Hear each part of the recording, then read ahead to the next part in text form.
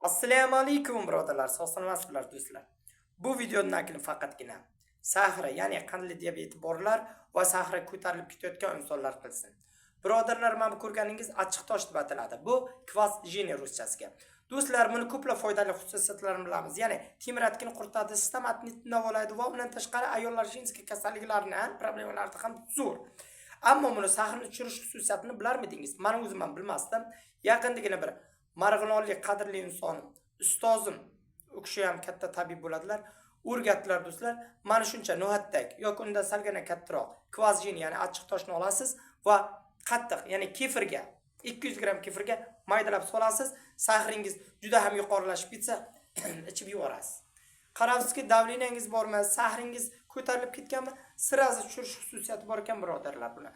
Faqatgina ko'p qo'llamaysiz. Sababi agar buni tez-tez qo'llab tursangiz, inson organizmida gipoklimik krizga olib keladi. Ya'ni inson tanasidagi qand miqdori me'yordan ortiq tushib ketadi va ko'plab problemalarga olib kelishi mumkin birodarlar. Buni goh-gohida kerakli vaqtda qo'llaysiz faqat. Sog' salomat bo'ling, ishlaringizga omad, xayr. Asosiysi o'zingiz asrang va videoni kerakli insonlarga yuborib qo'yasiz. Like, obuna, repost bosib qo'yish esdan chiqmasin. Xayr.